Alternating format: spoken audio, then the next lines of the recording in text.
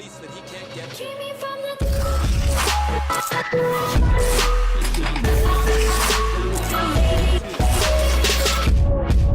If you guys are looking for a place to get some reliable Ultimate Team coins, be sure to check the link in the description below to cointraders.co and use code LEGACY for 5% off of your purchase. Yo, what is going on, guys? Today we are back with another episode of our League Gaming LGCHL EASHL season. If you guys remember, we're owning the team this season. If you guys still want to sign up for it, it's never too late. You're gonna go ahead and you'll get randomly assigned to a team, though. I know people always ask me about that. But if you guys remember, last week we finished off the week 5-4, which is above 500, but obviously not good enough. 5-4 puts you in the top half of the league, but not the top half of the league, just half of the top half, you know what I'm saying? So a few minor changes were made that could have made a pretty big impact on our team over the past weekend. We traded away center Basewater for right wing Husey and a D-man Mox Rocks.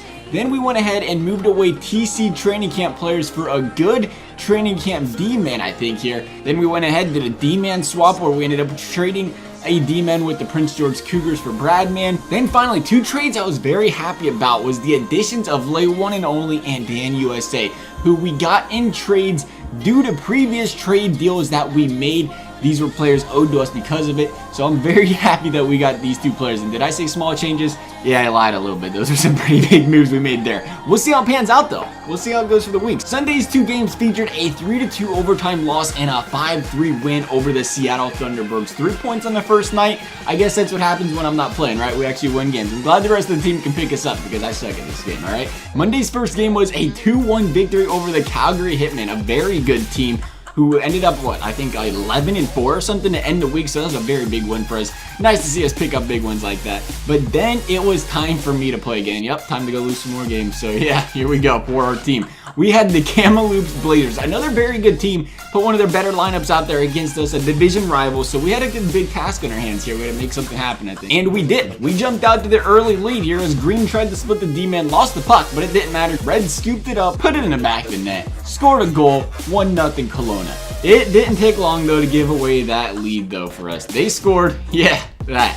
They scored that. Yep, That's the reason I hate playing goalie.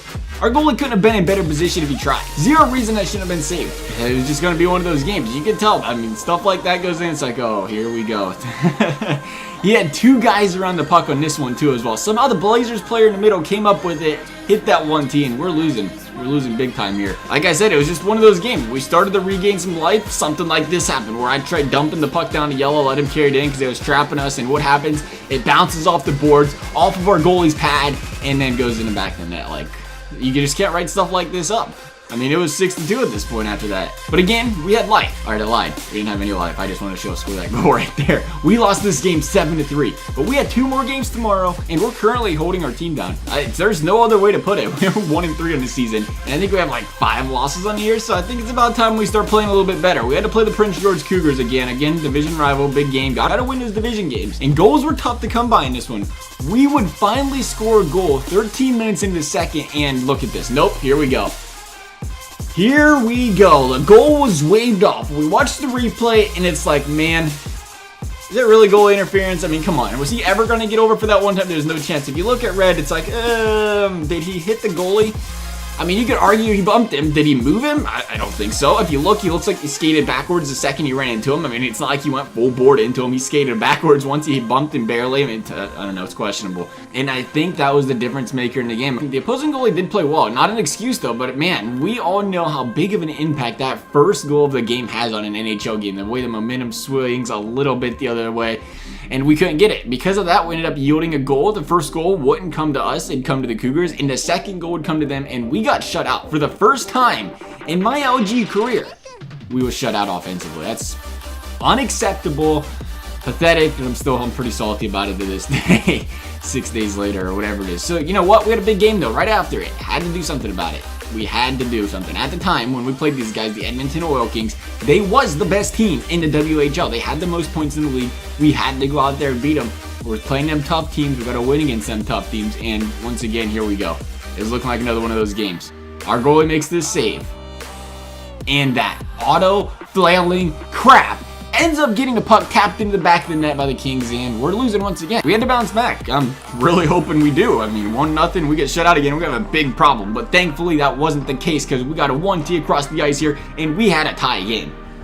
Then we went in the second here, lined up one of those nice, greasy-looking rebounds for Green, and hey, he was there to tap it in, and that's what you gotta do against these good teams. You gotta find ways to score goals. Sometimes they're not gonna be the pretty ones, but hey, you gotta score goals. The good teams are gonna play good defense. You just gotta do what you can do. This game would actually glitch though. Freeze, kick everyone out of the game, and we'd have to restart the game and everything. Not really restart, but we'd have to do like the last period and a half. And you know, can you believe that? EA game, glitch, kick you out, something like that. That's hard to believe. Especially after you just had that 1 gig update, and I still get a lag spike once a game. Sometimes twice now. I used to never get it ever until this year's game, and then they put an update in to make the lag spike. They're like, oh, we put stability in, and yeah, the stability was as in a not so stable lag spike. Other people have the same problem.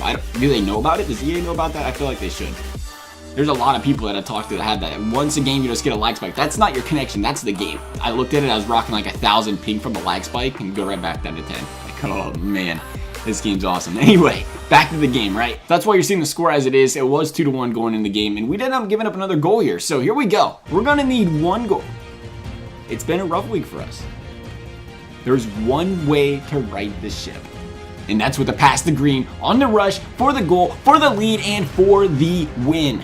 We're going to start getting called Ben Roethlisberger over here before long. Beat the good teams, play down to the teams we should be. I love it though. It's all right. It doesn't matter. A win's a win. Our boys would go on the next day and win not 1, not 2, but all 3 games on Wednesday to close off the week on a 4-game winning streak, 6-2-1 on the week. And yes, we were responsible for all of our team's losses this week in regulation. That's tough. We have to be better. Really, I have no other excuse but to be better, and I think we're going to be better next week. We'll see how it goes. But as for this week's video, though, guys, I hope you enjoyed it. Thanks for watching, and we'll see you next time.